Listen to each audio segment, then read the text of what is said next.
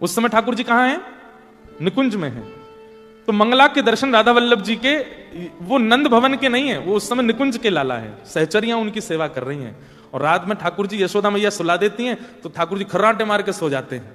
और जैसे यशोदा मैया देखे लाला सो गए हो, जैसी यशोदा मैया सोती हैं, सोई चुपचाप ठाकुर जी निकुंज में चले जाते हैं और वहां पे सब सखियां श्री जी श्यामा जी सबके संग रास विहार करते हैं। और सुबह सुबह भोर होते ही ठाकुर जी दौड़ करके आते हैं। यशोदा मैया उठे बाद से पहले तो आके ठाकुर जी मैया के बगल में सो जाते हैं। ठाकुर जी आके सोते हैं, तुरंत मैया का उठना होता है। मैया के लाला भोर है गई, चल उठ जा। लाला कैसे बताए, रात भर सोयो नहीं मैं तो। ब्रज की लीला तो अद्भुत है। कोई पद आ नहीं रहा मेरे दिमाग में, नहीं तो सुनाऊं मंगला का कोई ऐसा भाव जहां ठाकुर जी निकुंज से आ रहे हैं पद है, वो ढूंढना पड़ेगा, समय लगे, लेकिन बहुत अच्छे अच्छे भाव है। तो नवीनता यह आप भी कर सकते हैं।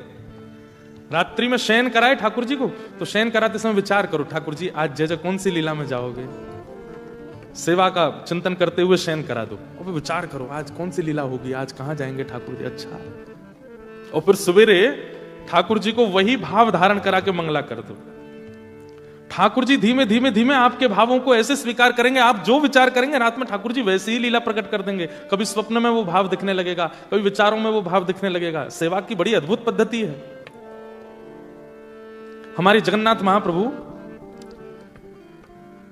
पूरी दुनिया में ठाकुर जी का बड़ा श्रृंगार सवेरे होता है। जैसे राधा रमन जी जाओ, राधा वल्लभ जी, बिहारी जी जाओ, तो सुबह सुबह श्रृंगार आरती जब होती है तब ठाकुर जी पूरा श्रृंगार कर लेते हैं, मुकुट से लेकर के पैर तक का। शयन आरती में लगभग सारे मंदिरों में श्रृंगार घट जाता है। ठाकुर जी की पाग हल्की कर देते हैं, पोशाक हल्की कर देते हैं, आभूषण हल्के कर देते हैं। पर जगन्नाथपुरी में उल्टा है। जगन्नाथपुरी में शयन श्रृंगार का नाम ही है बड़ श्रृंगार, बड़ा श्रृंगार। इतने पुष्प पहनते हैं ठाकुर जी, यहां पे आंखों पर, मुख पर, हाथ पर, सब जगह पुष्प ही पुष्प। इतना अद्भुत श्रृंगार होता है ठाकुर जी का। मैंने पूछा कि भैया ये जगन्नाथ जी को पूरे दिन तो हल्के हल्के श्रृंगार, रात में इतना भारी श्रृंगार करके क्यों सुलाते हो? अब आपको कोई हार पहना दे, गले में बिल्कुल यहाँ पे वो पहना दे, पूरी चूड़ियां पहना दे, माताओं को गले पैरों में पाजेब पहना दे, कमर में कौंदरी, अब सो जाओ, ऐसे कौन सोता है? भाइयों को कहे टाई लगा लो, कोट पहन लो, नीचे पजामा पहन लो, मोजे पहन लो, शूज पहन, अब सो जाओ, ऐसे कौन सोता है? ये तो नियम है कि भाई हल्के वस्त्रों में ही सोया जाता है। पर जगन्नाथ जी इतना श्रृंगार करके क्यों सोते हैं? तो पुजारी जी बोले अंदर की बात है। कपाट बंद करते ही ठाकुर जी भाग जाते हैं। बोले कहां? बोले वृंदावन जाते हैं रास करने के लिए। तो मैंने कि रास तो सारे ठाकुर जी करते हैं। राधा रमन जी भी कपाट बंद होने के बाद रास में चले जाते हैं, राधा वल्लभ जी रास में जाते हैं, बिहारी जी भी रास में जाते हैं, उनका तो इतना श्रृंगार होता नहीं। तो पुजारी जी कितनी अच्छी बात बोले कि जो जगन्नाथपुरी में ठाकुर जी है ना, वो प्रेम विगलित ठाकुर, पिघले हुए ठाकुर जी, उनके हाथ नहीं है, उनके पैर नहीं है, उनके मुख नहीं है। तो बोले राधा रमन, राधा वल्लभ, बिहारी जी आदि इन सबके तो हाथ हैं। कपाट बंद करके पुजारी गए, ये खुद ही अपने सिर कानन में कुंडल पहन लेते हैं, सिर पे मुकुट पहन लेते हैं, गले में हार पहन लेते हैं, कड़ूला पहन के, पाजेब पहन के भागते हैं रास में। पर हमारे जगन्नाथ जी के हाथ पाम नहीं है, इसलिए पुजारी श्रृंगार करके इनको शयन में भेजते हैं। जाओ अब रास में जाओ। नवीनता, सेवा में कुछ नया लाया कीजिए। जैसे रसोई घर में काम करने वाली माताएं, घर संभालने वाली माताएं हर दिन कुछ नया बनाती हैं, बच्चे को प्रिय लगे, पति को प्रिय लगे। ऐसी सेवा में भी सेवकों को नवीनता लानी चाहिए। ऑफरिंग, प्रस्तुतिकरण, उससे ठाकुर जी प्रसन्न होते हैं। तो वृत्रासुर की स्तुति में विशेषता यह है कि सामान्य स्तुति नहीं है, कुछ अद्भुत है। क्या कह रहा है वृत्रासुर? अहम हरे तव पादैकमूल दासानुदासो भवतास्मि भूय मनस्मरेता सुपतेर्गुणांस्ते गृणीतवा कर्म करोतु काय। ध्यान से सुनो। बैठ गया वृत्रासुर और ठाकुर जी से कहा, हे हरि, मुझे आपके चरणार विंद नहीं चाहिए। लो, सब तो ये कहते हैं कि हरि जी माने चाकर राखो, जी मीराबाई कहती हैं। चाकर रहसूं, बाग लगासूं, नित उठ दर्शन पासूं, वृंदावन की कुंज गलिन में हरि की लीला गासूं, श्याम माने चाकर राखो जी। मीराबाई कहती मुझे आप अपने यहां नौकरी दे दो, मैं आपके चरण दबाऊंगी, वृंदावन की सफाई करूंगी, पुष्प बंगले लगाऊंगी, खूब बढ़िया आनंद कराऊंगी, नाथ मुझे चाकर दे दो, चाकरी दे दो। लेकिन यहां पर वृत्रासुर क्या कह रहा है, ठाकुर जी मुझे आपके चरण नहीं चाहिए। लो, यहीं ठाकुर जी के कान खड़े हो गए। बोले सब ने ये गाया कि नाथ आपके चरण दे दो, आपकी शरण दे दो, आपका सानिध्य दे दो। ये पहला वक्त आया। यहीं से पता चलता है कि ऑफरिंग ही खींच रही है ठाकुर जी को, प्रस्तुतिकरण ही अलग है। भगवान मानो आकाश से देख रहे हो, मेरे चरण नहीं चाहिए तो फिर क्या चाहिए? वृत्रासुर कहता पहले वचन दो, जो मांगूंगा सो दोगे। भगवान बोले अब तो देना पड़ेगा भाई, कुछ नया बोल रहा है, मांग क्या चाहिए? हमारे नहीं चाहिए। अच्छा जरूर लक्ष्मी जी के चरण चाहिए होंगे, हम भाई धन है ना, साक्षात लक्ष्मी वही चाहिए होंगी तुझे। क्या चाहिए बता? बोले आपके चरणार विंद नहीं चाहिए। ठाकुर जी बोले नहीं चाहिए तो फिर चाहिए क्या? बोले आपके चरणों के जो दास हैं, उन दासों के चरणों के जो दास हैं, और उन दासों के चरणों के जो दास हैं, उनका मुझे दास बना दो, ऐसी मुझ पर कृपा कर दो। दासानुदासो भवतास्मि भूय।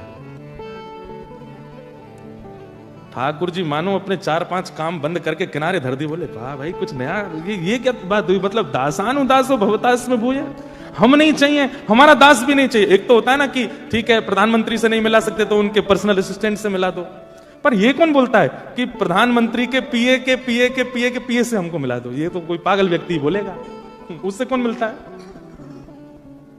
पर कोई प्रधानमंत्री को पत्र लिख रहा है कि हे प्रधानमंत्री महोदय, आप मुझे बहुत प्रिय लगते हैं पर मुझे आपसे नहीं मिलना। आपकी सेवा में जो आपके पर्सनल असिस्टेंट रहते हैं वो भी मुझे बहुत अच्छे, पर मुझे उनसे भी नहीं मिलना। उनके जो पर्सनल असिस्टेंट है अमुक नाम, उनसे मेरे को मिला दो। प्रधानमंत्री हंसेगा नहीं, वाह इसने इसके लिए पीएम ऑफिस में पत्र भेजा है। मतलब छोटे अधिकारी से मिलने के लिए बड़ी अधिकारी से प्रार्थना। हंसी तो आएगी ना उसकी सीधेपन पर, उसके भाव में भाव पर, उसके इस सरल स्वभाव पर थोड़ी प्रसन्नता तो होगी ना। ठाकुर जी प्रसन्न हो गए। ठाकुर जी बोले दासानुदासो भवतास्मि भूय। अब इसमें 2 बातें छिपी हैं। पहली बात कि इतने बड़े अधिकारी से इतने छोटे अधिकारी से मिलने की प्रार्थना करना, ये उनको खुश कर देगा, थोड़ी हंसी दिला देगा। और दूसरी बात, भक्ति सिद्धांत में ये सर्वोपरि है। ठाकुर जी के चरण मत मांगो, पहले दासों की सेवा करो। देखो एक सूत्र लिख लीजिए, हरि रीझे तो वैकुंठ दिलावे। अगर हरि आपसे रीझ गए तो क्या देंगे? वैकुंठ दिलावे। और हरिजन रीझे तो हरि सो मिलावे। हरि रीझे तो वैकुंठ दिलावे और हरिजन रीझे तो हरि सो मिलावे।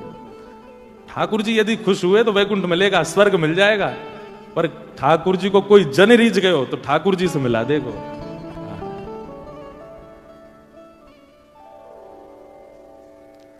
दासानुदासो भवतास्मि भूय। मुझे आपका नहीं, आपके चरणों में रहने वाले दासों के दासों का दास मुझे बना दो, ये कृपा मुझ पर कर दो नाथ। ये भक्ति का सिद्धांत है।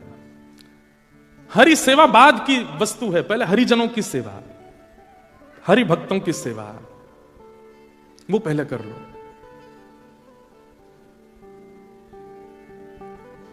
एक भक्ता हुई हमारे भारत में, उनका नाम था रत्नावती। क्या नाम था? रत्नावती, रानी रत्नावती, रानी थी।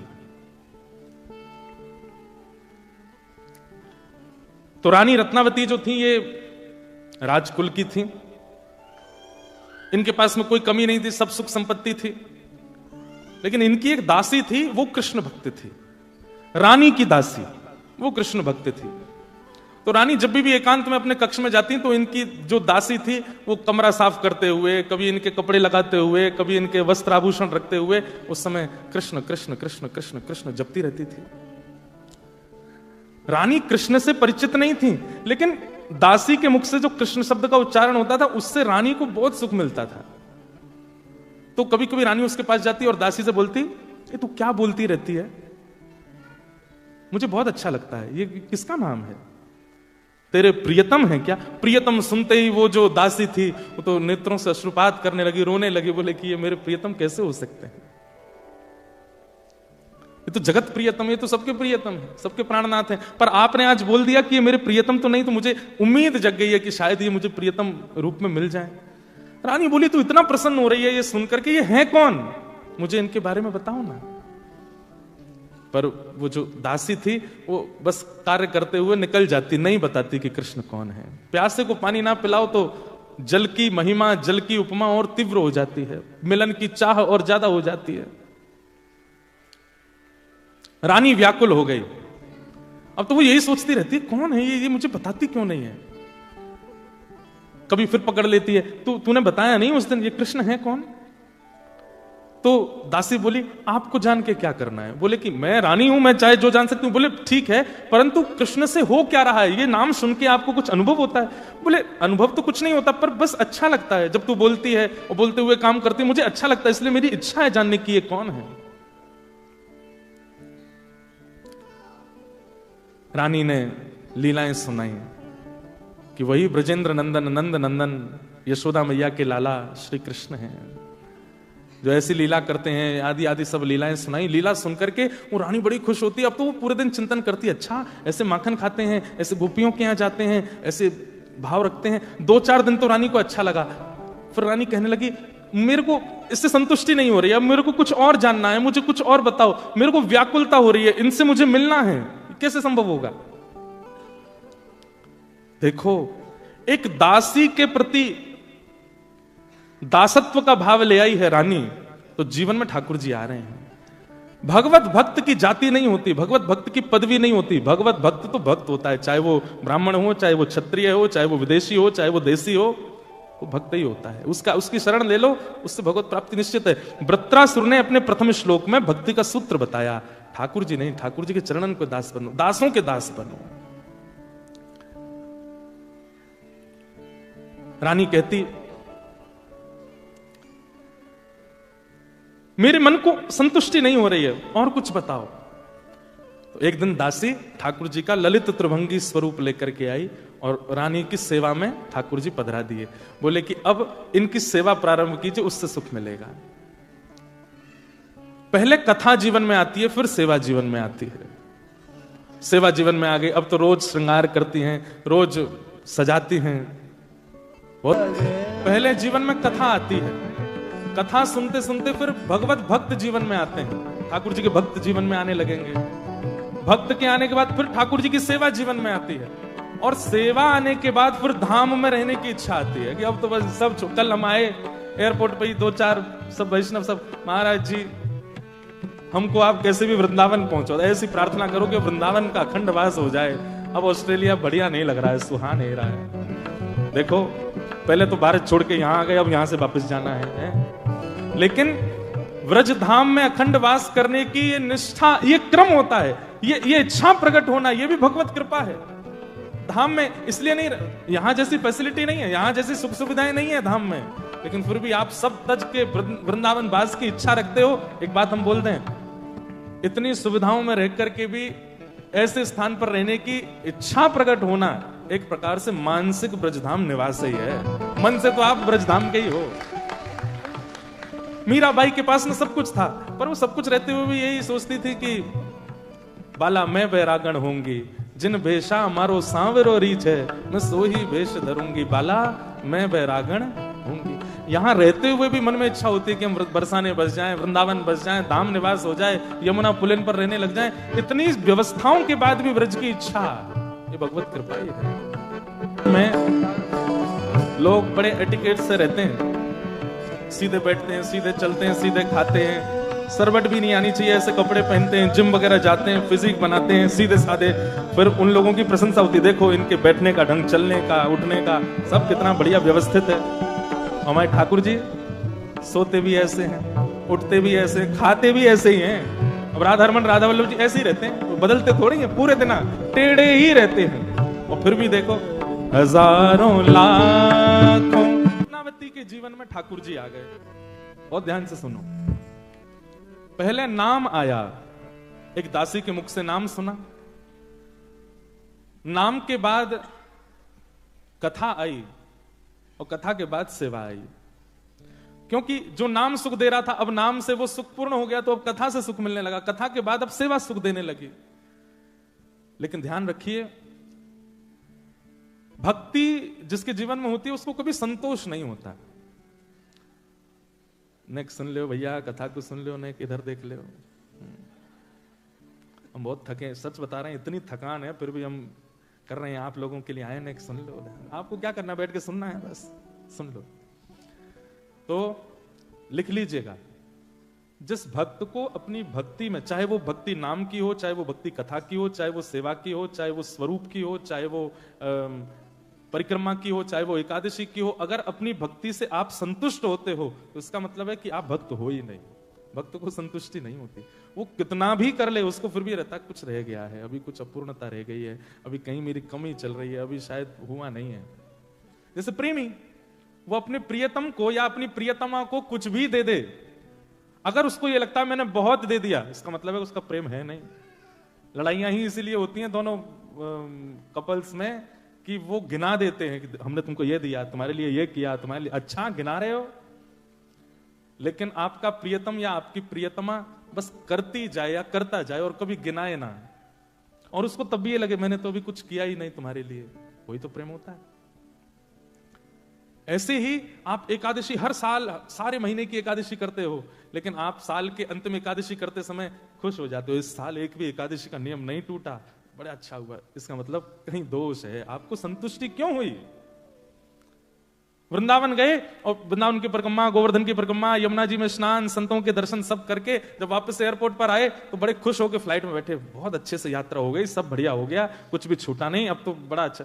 इसका मतलब है अभी करी नहीं, आप फिर भी चिंता में रहोगे, कुछ छूट गया, कुछ रह गया, अभी पूरा हुआ नहीं। परसों यहां कथा पूरी हो तो कईयों को ये लगे कि 3 ही दिन बस, ये तो कुछ हुआ ही नहीं, महाराज जी तो ऐसे पलक झपकते से आए चले गए।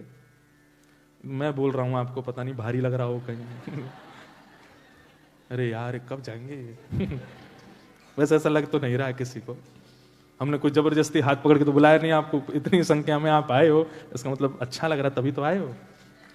तो भक्त को कभी अपनी क्रिया से पूर्णता का अनुभव नहीं होता, संतुष्टि नहीं। एक बात याद रखिएगा, संसार की हर क्रिया में संतुष्टि रखो, संतोष कर लो, जितना किया बहुत है, और भजन में सदैव असंतुष्ट रहो। चाहे जितने श्रृंगार कर लो ठाकुर जी का, सब आगे कह जा रहे तुम्हारे ठाकुर जी तो बहुत ही बढ़िया लग रहे हैं, अभी कमी रहे, कुछ तो रह गया, अभी और बढ़िया कर सकता था, ये और बढ़िया कर सकता था। ये भाव जितने दिन आपका भक्ति में बना रहेगा, भक्ति उतनी चरम स्थिति को प्राप्त होती रहेगी। जिस दिन आप संतुष्ट हो गए अपने भाव से, उसी दिन भक्ति गिरने लगेगी, घटने लगेगी। और एक बात और कह दूं, अगर आप अपने भजन भाव भक्ति निष्ठा नियम से संतुष्ट हो गए हो, तो इसका मतलब ये समझ लिए ठाकुर जी भी आपसे बस राम राम कर रहे हैं, बहुत है भैया, जितना है वो बहुत है। कई बार ऐसा होता है ना कि किसी के यहाँ का आप भोजन करने जाओ, अब सब्जी वब्जी नहीं लगी बढ़िया, तो दूसरी रोटी बस 2 ही खाता हूं मैं, बस बहुत है। अब आप श्रम मत कीजिए, क्यों सब्जी बहुत अच्छी है, इतनी अच्छी, मुझे रेसिपी लिख के देखना, अपनी पत्नी से कहूंगा वो भी बनावे, पर आप 2 ही दे दीजिए बस, इससे अधिक नहीं। अब बच्चा करना पड़ता है ना, तो आपको भी लग जाता है अच्छा लगा बेचारे को, लेकिन क्या करें, 2 ही खाता है बस। फिर बाहर निकल के रेस्टोरेंट से फिर कुछ मंगाएगा, यार भूख लग रही है, अधूरा छोड़ के आया हूं, उसको बुरा ना लगे इसलिए बोल के आया कि पूरा। ऐसे ही ठाकुर जी करते हैं। फिर आपको जब संतुष्टि का अनुभव होने लग जाए तो ये समझ जाइए ठाकुर जी वही वाली हरकत कर रहे हैं, बस बहुत है, इतने में ही खुश हूं मैं, तुम इतना ही रहने दो। लेकिन आपको नित्य अपनी सेवा में अपूर्णता लगती है कि नहीं कुछ रह गया, अभी हुआ नहीं, और अच्छा हो सकता था, और बढ़िया, तब समझो ठाकुर जी भी अभी आपकी सेवा से और चाहते हैं, और दो, और करो, और बढ़िया, पर प्रसन्न है, इसीलिए वो असंतुष्टि का भाव बना हुआ है। देखो, एक होती है कि नाम जब आप कर रहे हो, आपने नियम लिया 16 माला करनी है मुझे, तो 13-14 माला होने के बाद फिर देख रहे हैं भीतर कितनी और रह गई यार, ये आज तो पूरी नहीं हो रही है। ऐसी स्थिति जब हो जाए तो समझ जाओ कि नाम भगवान भी कह रहे हैं, काय को परिश्रम कर रहा है, छोड़ दे। लेकिन 16 माला पूरी हो गई और आप ये बचाए 16 तो हो ही गई हैं, अभी और मन कर रहा है, नाम में इतना सुख मिल रहा है, 17 कर लूं और एक आध और कर लें, अरे तुम्हारे ऑफिस का समय हो गया, जाना है आज, ज्यादा से ज्यादा क्या होगा, 1 घंटे की फीस ही तो कट जाएगी, कर ले थोड़ा नाम और जप लेते हैं। ऐसी इच्छा नाम के प्रति, ये अपने अंदर ये अपूर्णता का अनुभव होना, भक्ति के प्रति, भजन के प्रति, भाव के प्रति, सेवा के प्रति, नाम के प्रति, समझो कि आप भक्ति के पथ पर बिल्कुल बढ़िया जा रहे हो, क्योंकि आपको कहीं ना कहीं असंतुष्टि होती है। रत्नावती को अब वही होने लगा, पहले तो नाम से सुख, फिर कथा से सुख, अब सेवा से सुख। लेकिन अब सेवा करते करते भी रत्नावती अपनी दासी को बोलती है, मेरे को ऐसा क्यों लगता है कि कुछ रह रहा है, जबकि रानी, हम आप लोग तो जैसी सेवा करते होंगे, रानी तो हम तो पुष्प के बंगले बनाते होंगे, वो तो नगों के बंगले बनाती थी, वो तो मणियों के बंगले बनाती थी, वो तो ठाकुर जी के लिए सोने चांदी के थाल में भोग लगाती थी, किसी भी प्रकार की कोई कमी नहीं छोड़ती थी सेवा में, लेकिन फिर भी उसको अपूर्णता का अनुभव होता था, क्योंकि ठाकुर जी उसको स्वीकार कर रहे हैं ना, इसलिए उसके मन में और कुछ करने की इच्छा, और भाव और भाव। तब दासी ने कहा,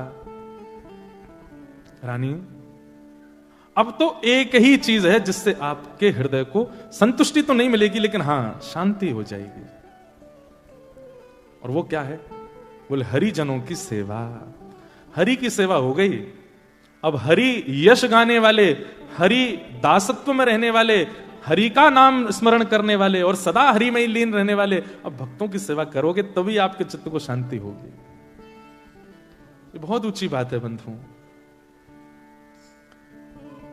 आप अपने किसी मित्र को अपने तक सीमित रखते हो, यह मित्रता नहीं है, लेकिन एक दिन आप उसकी मित्रता से इतने परिपक्व हो गए, अब आप उसको घर में ले आए, अपनी मां से भी मिलवाया, अपने पिताजी से भी मिलवाया, अपनी बहनों से भी मिलवाया, अपने भाइयों से भी मिलवाया, और ब्याह हो गया तो अपनी पत्नी से भी मिलवाया।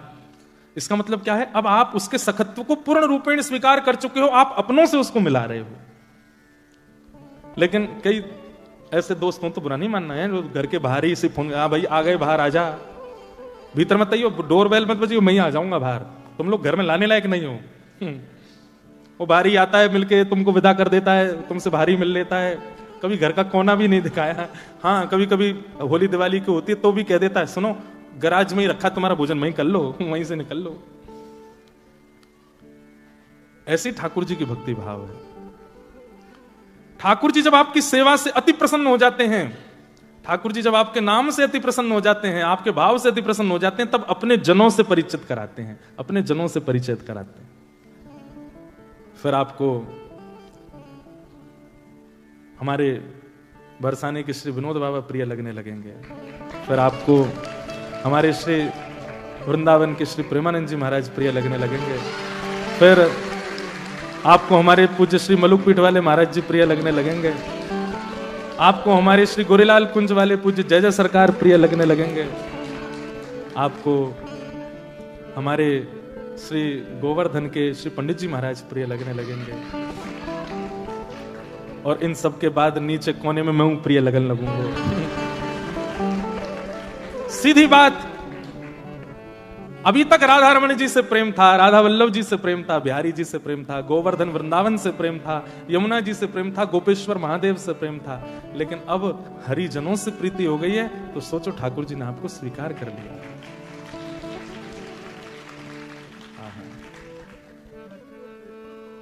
आप ये बजा देते हैं और फिर मेरा गाने का मन करता है।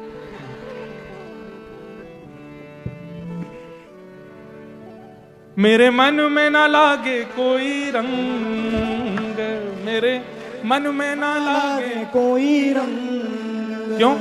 मैं तो रहूं संतन के संग, मैं तो रहूं संतन के संग, ओ मैं तो रहूं रसिकन के संग, मैं तो रहूं रसिकन के संग। देखो एक वो ना इंस्टाग्राम पे एक रील आती है कई बार, तो इसमें ऐसे कभी कभी बच्चे बना के डालते हैं कि अगर हमारे पार्टनर को इसके आगे की लाइन नहीं पता तो उससे ब्याह करना बेकार है।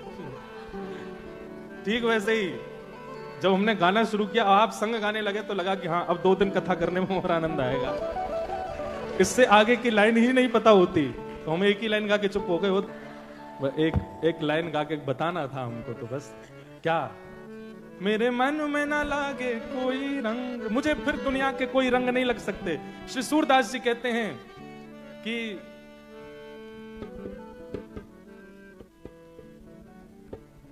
कृष्ण रंग अगर चढ़ गया, सूरदास काली कामर पे चढ़े न दूजो रंग।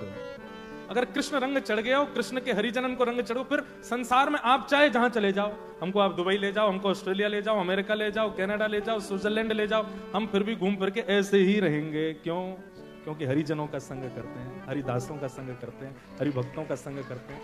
नहीं तो लोग, माँ अपने बेटे को पढ़ने भेजती है ऑस्ट्रेलिया, जब गया था बड़ा सीधा सरल बेचारा, सौम्य, 5 साल बाद जब अपनी पढ़ाई करके लौटा, जे कड़े बाल उसके बीच में, यहाँ से कटाकदार बिल्कुल वो दाढ़ी, यहाँ पे वो पहन लेते, क्या बोलते हैं उसको, अंगूठी नहीं, वो क्या बोलते हैं, अरे हाँ जो भी, यहाँ पहन लेंगे, इधर टैटू लगवा रखे हैं यहाँ पे सबरे, और विचित्र सा हो गया, बदल गया। क्यों? संतों का रंग नहीं लगा था। इसलिए हम तो बच्चों, हम पता एक बात, हम विदेश में रहने वाले माता पिताओं से कहते हैं कि अगर विदेश में रहते हो तो कम से कम घर पर बच्चों को अपने धर्म से, अपने परंपराओं से अवगत कराते रहो, और यदि संभावना बन सके, यदि आपसे हो सके, तो कम से कम स्कूल तक की पढ़ाई बच्चों को भारत में ही करा दो। बच्चों को 18 साल तक भारत में ही रहने दो, और वृंदावन, अयोध्या, काशी आदि आदि ले जाते रहो। बच्चे बिगड़ेंगे नहीं।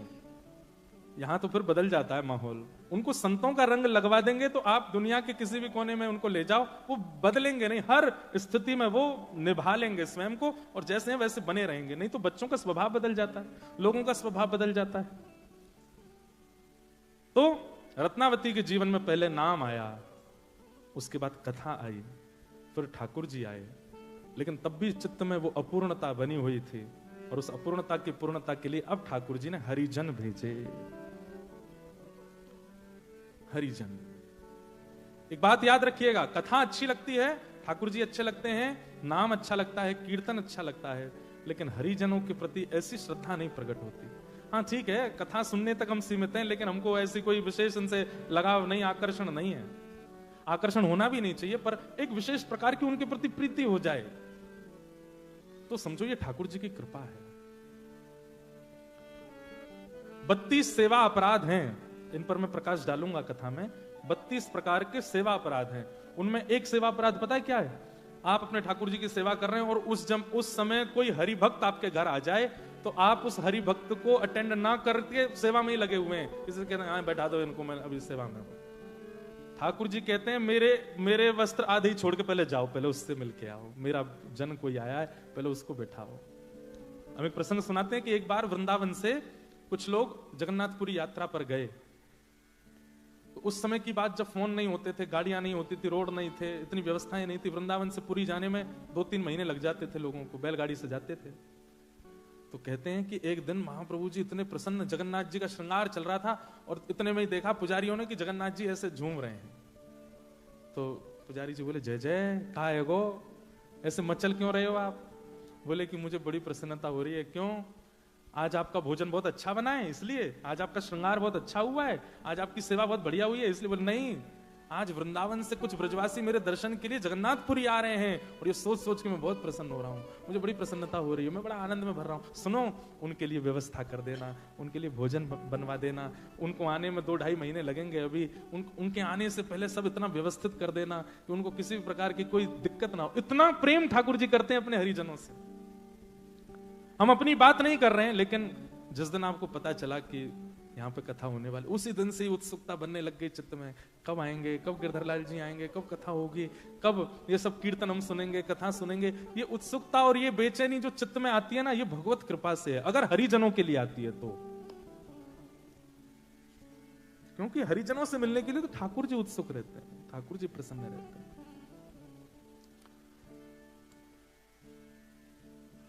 हरिजन, वृत्रासुर जो ये बात कह रहा है, इसकी बातों में कोई चिकनी चुपड़ी बात नहीं कि ठाकुर जी को रिझाने के लिए बोल रहा है। ये भक्त का स्वरूप होना चाहिए। ठाकुर जी को बाद में मांगे, पहले हरिजनों को मांगे। पहले मैं लायक तो बन जाऊं आपके, और लायक मुझको वही बनाएंगे जो आपके हैं। हमारी हरिदास परंपरा में राधे राधे नहीं बोलते, क्या बोलते? कुंज बिहारी श्री हरिदास। क्या बोलेंगे? हमारी हरिवंश परंपरा में क्या बोलेंगे? श्री हरिवंश। क्यों? आचार्यों का नाम क्यों बोलते हैं, ठाकुर जी का नाम क्यों नहीं बोलते? कई लोगों के मन में प्रश्न आता है। मैं बोलता हूं अपनी कथा में कि भाई, इन परंपराओं में आचार्यों का नाम लेने की बात इसलिए कही जाती है कि आचार्यों की सन्निधि ही भगवत सन्निधि के लायक बनाएगी। जब तक हम आचार्यों की सन्निधि नहीं लेंगे, कैसे भगवत सामीप्य प्राप्त हो? हमारे वृंदावन बुरा नहीं मानिएगा, सीधे आके कोई कहने लगे राधे राधे राधे राधे, तो अत्यंत रसिक लोग उसको स्वीकार नहीं करते। लंबे तू इतना बड़ा होगो, सीधे राधे राधे बोल लो। पहले हरिजनन की सेवा कर, पहले सखीन को मना, पहले सहचरीन की सेवा कर, ये तो को अधिकार देंगे तब राधे राधे बोलियो। दासानुदासो भवतास्म भूय। एक हमारे भारत में बड़े सिद्ध संत हुए श्री राधा बाबा महाराज। कुछ लोगों ने नाम सुना होगा, कुछ लोगों ने नाम नहीं सुना होगा। श्री राधा बाबा महाराज गोरखपुर में विराजते थे और उनकी लीलाएं तो कथाएं तो बहुत अद्भुत हैं। श्री भाई जी महाराज, हनुमान प्रसाद पोद्दार जी और श्री राधा बाबा महाराज, दोनों का अत्यंत सामीप्य रहता था। अगर किसी व्यक्ति को नहीं पता है इनके बारे में तो कभी गीता प्रेस गोरखपुर से ऑनलाइन बाबा का चरित्र, भाई जी का चरित्र मंगाइए, एक बार जरूर पढ़ना। हम लोग बहुत पुराने पुराने रसिकों के चरित्र पढ़ते हैं, सूरदास जी के, मीराबाई के, ये बहुत प्राचीन, लेकिन अभी हमारे ही समय काल में अगर कोई महान भक्त हुए पिछले 100 वर्षों में, श्री राधा बाबा महाराज। राधा बाबा का एक मैं लीला सुनाता हूं कथा में कि राधा बाबा पूरे दिन एक टीन शेड के नीचे बैठे रहते थे और भक्तजन सामने से उनका दर्शन करते थे। लेकिन सुबह सुबह आप 4 बजे उठ करके जब शौच के लिए जाते थे तब एक बूढ़ी मैया इनका दर्शन करने आती थी और वो केवल दर्शन नहीं करती, पीछे पीछे बाबा के संग जाती। वो जहां जंगल झाड़ी में जाते बेचारे वहां पे भी उनका दर्शन करते। कुछ वैष्णवों ने देख लिया, उन्होंने मैया से कही, मैया तुमको शर्म नहीं आती है? बाबा सुबह सुबह बेचारे अपने नित्य नियम में जाते हैं, तुम वहां भी उनका दर्शन करती हो। और हमने देखा तुम छुप छुप के सब जगह से दिखती हो, क्यों करती हो ऐसा? पूरे दिन बाबा टीन शेड में बैठते हैं, वहीं दर्शन किया करो। तो बूढ़ी मैया के नेत्रों से आंसू आ गए। बोले, मैं सच बताऊं, मैं बाबा को नहीं देखती। बाबा तो पूरे दिन दिखते हैं, बाबा तो पूरे दिन दिखते हैं, दर्शन देते हैं, मैं दिन भर उनका दर्शन करती हूं। पर ये सुबह सुबह जब शौच के लिए जाते हैं ना, उसी समय एक सांवरा सलोना सा लाला इनकी लठिया पकड़ के संग चलता, मैं उसको देखने जाती हूँ, उसका दर्शन करने जाती हूँ, वो रोज दिखता है। तो सब रसिक जन इतने इतने आश्चर्य में आ गए कि मतलब वो इतने पवित्र हैं राधा बाबा कि वे जब अपने नित्य नियम करने जाते हैं तब भी ठाकुर जी उनके संग रहते हैं, तब ठाकुर जी का विशेष दर्शन उनके साथ होता है और वो मैया को दिखते थे। ऐसे थे राधा बाबा। तो एक बार राधा बाबा ब्रज की किसी यात्रा में थे, हमने एक महापुरुष से ये लीला सुनी। तो यात्रा में इतने श्रमित हो गए थे, रोज तो 4 बजे उठ जाते थे, लेकिन आज 7 बजे उठे सुबह। तो राधा बाबा जैसे उठे तुरंत उनके कक्ष में एक महापुरुष बिना किसी रुकावट के घुसता ही चला आया, जिसको वो जानते भी नहीं थे।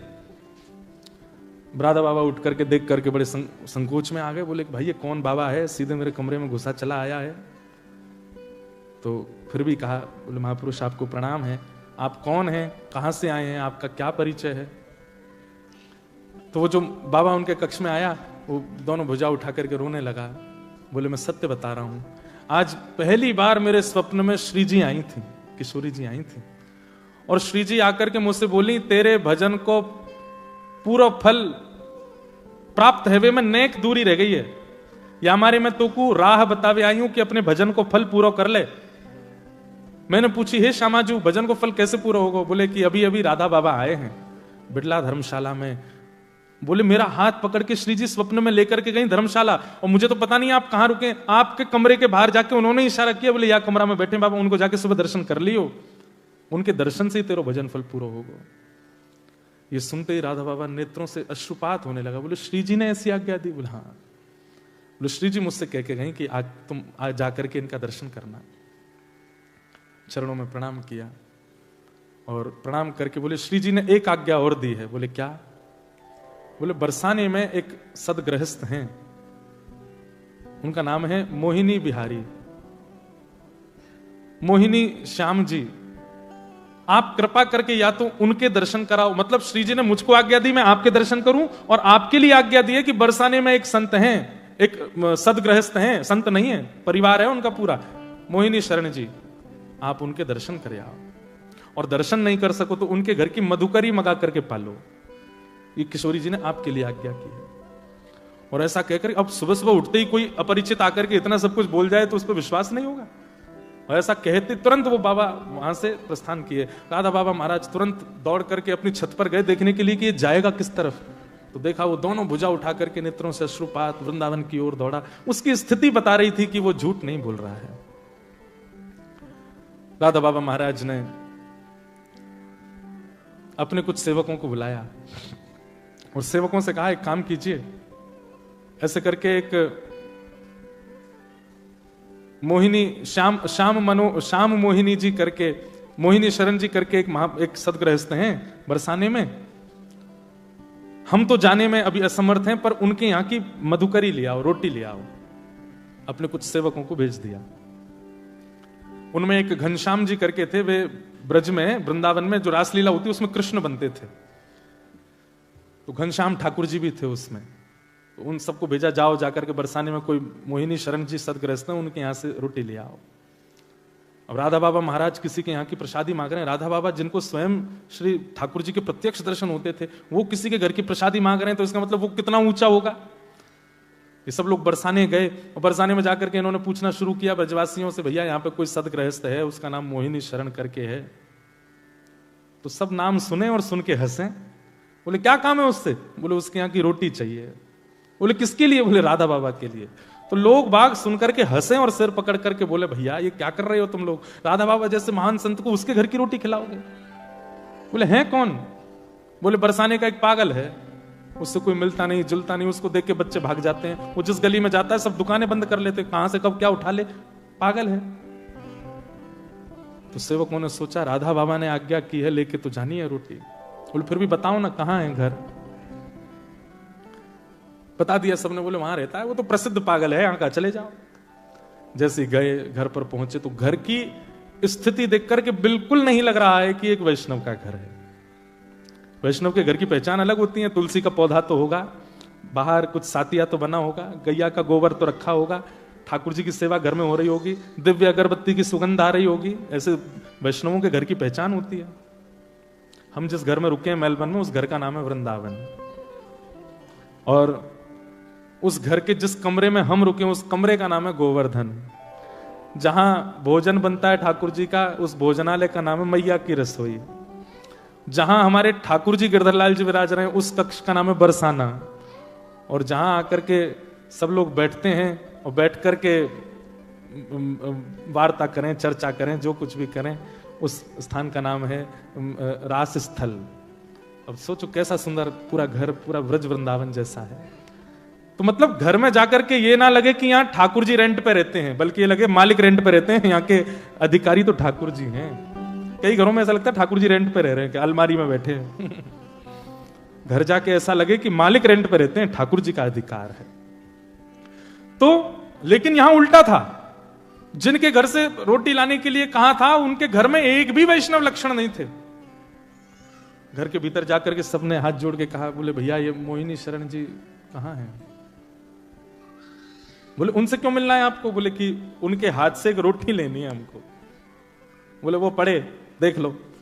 तो खटिया चारपाई पे पड़े थे, दोनों पैरों में जूते पहन रखे थे, बूट, और एक के ऊपर एक ऐसे बूट रख करके बिल्कुल ऐसे दोनों पैर हिला रहे हैं, ये हाथ ऐसे धर के। और जिस चारपाई पे पड़े थे वहां जो दीवार थी उस पर नेताओं के और पुराने जमाने के फिल्म सितारों के चित्र लगे हुए थे। ज्यादा पुरानी बात नहीं है ना। और बढ़िया उन्हीं को निहार रहे थे, ऐसे सिर अपने सहला रहे थे, ये है इनके हाथ से रोटी लेके जानी है। जितने गए उनके चित्त में आई, कहीं हम अपराध तो नहीं कर रहे? भैया एक बार बरसाने में और घूम के आ जाओ, कोई और तो नहीं है? कहीं इसके हाथ से रोटी ले जाके हमने राधा बाबा को खवाई दी और कहीं उनके बने भय भाव सवरे नष्ट हो गए तो अपराध लगेगा हमको। या आचार विचार से कहां से लग रहा है कि इसके हाथ की रोटी?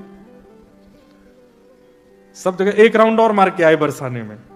सबने कहा नहीं वही है, एक ही है बस, और कोई नहीं है। बोले पता नहीं कैसी लीला है। दो तीन तो भीतर गए नहीं, बोले हम तो नहीं जा रहे, हम तो पहले बाबा को भी सच्चाई बता देंगे, ले आओ रोटी तो लेके जानी है। तो अंदर रोटी लेने के, भैया आपको प्रणाम, जय श्री कृष्ण, जय श्री राधे। कहां से आ गए हो? सुबह सुबह आ गए, क्या बात है, क्या चाहिए?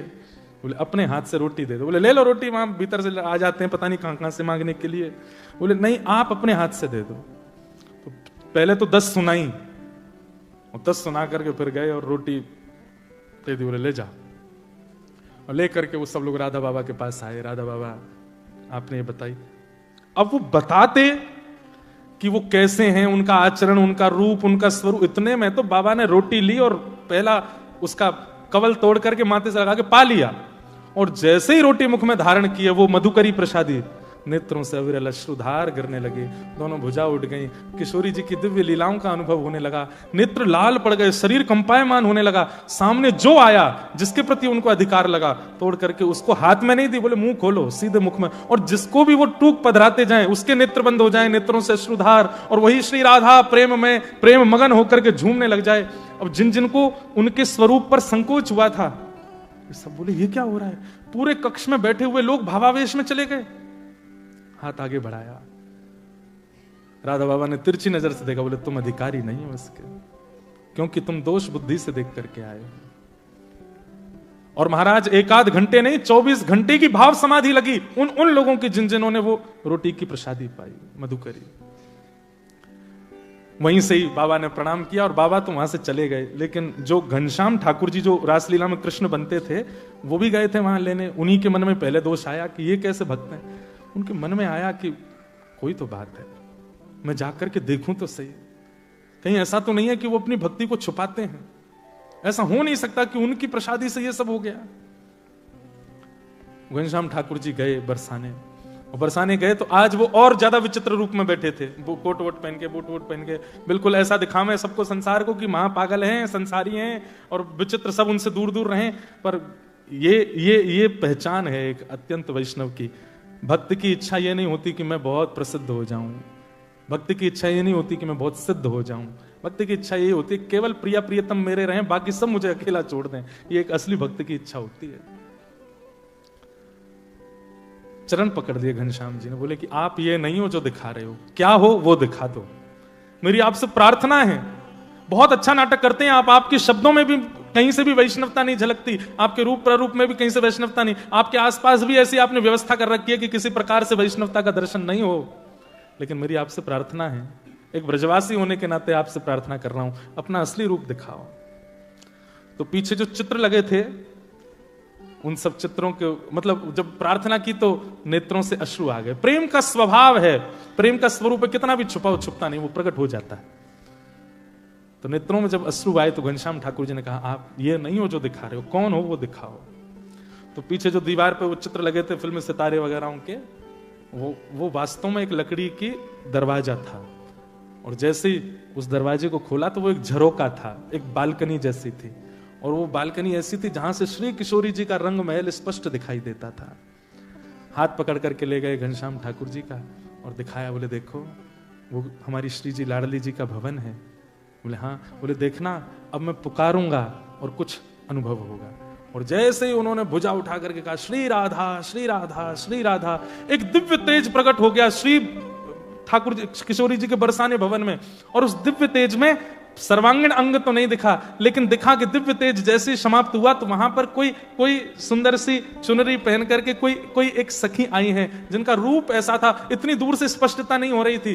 वो जो जिनके घर गए थे वो तो भुजा उठा करके नृत्य करने लगे। घनश्याम ठाकुर जी देख करके वहीं मूर्छित हो गए और मूर्छित होकर के चरण पकड़ लिए।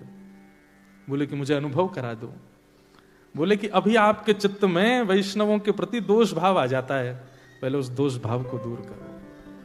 कभी वैष्णव की आचार विचार कई बार वो इसलिए बनावटी रखते हैं कि हमारी भक्ति को नजर ना लगे, हम महासंसारी दिखाई दें सबको। इसलिए वैष्णव को परखने में राधा बाबा जैसे हो जाओ, जिन्होंने आपके द्वारा निंदा सुनी नहीं उससे पहले प्रसाद पा लिया। ऐसी वैष्णवता जिस दिन आपके चित्त में आ जाएगी, आप जैसी बरसाना भवन की ओर देखोगे श्री जी दिख जाएंगी। घनश्याम ठाकुर जी तो मगन हो गए, चरण पकड़ लिए, बोले कि बस अब आप कृपा करो। यह है वैष्णवता। फिर घनश्याम ठाकुर जी फिर उसी भाव में रहने लगे। अब तो ऐसी स्थिति उनकी हो गई कि अब कोई वैष्णव नहीं भी है और वो राह में खड़ा खड़ा अगर कुछ दुष्पान कर रहा है या कुछ दुर्वस्तु धुआं जैसा उड़ा रहा है, वो उसको भी प्रणाम करते। बोले तुम जरूर अपनी भक्ति छुपा रहे हो, इसलिए ऐसे हो ना, मुझे पता है तुम। आप हंस तो गए, लेकिन वास्तव में बताएं, जब तक ये दृष्टि नहीं बनेगी आपको भगवत अनुभव नहीं होगा। ऐसी दृष्टि बन जाएगी, कोई दोष युक्त व्यक्ति अत्यंत देखो ये तो भगवत कृपा हो जाएगी कि जो वास्तविक दोषी व्यक्ति है उसका परिचय आपको हो जाएगा। लेकिन जिसमें दोष नहीं है, जो केवल दोष का आडंबर कर रहा है, उसके प्रति आपके सहज भावना हो जाएगी कि ये तो इनका केवल बाह्य प्रकाश है, भीतर से तो ये परम भक्त है। घूम फिर के बाद पूरी इस भाव में आती है कि भगवत दर्शन, भगवत मिलन और भगवत सामिप्य के लिए वृत्रासुर जो कह रहे हैं, दासान उदासो भवतास्मि भोज। भगवत दासों के दास बन जाओ। जैसे मैं कहता हूं कभी कभी कि राधा रमन जी के जैसे पर्दा खुलता है ना, तो पर्दा खुलते ही पता नहीं कहां से ऊर्जा आ जाती है। वैष्णव बोलते श्री राधा रमन लाल की जय, भुजा खड़ी हो जाती है, नेत्र बिल्कुल अपलक हो जाते हैं, फिर पलक नहीं झपकता कोई, पीछे से धक्का पड़े, आगे से कोहनी पड़े, किसी को कोई चिंता नहीं होती, बस मुझे मेरे ठाकुर जी दिखते रहे।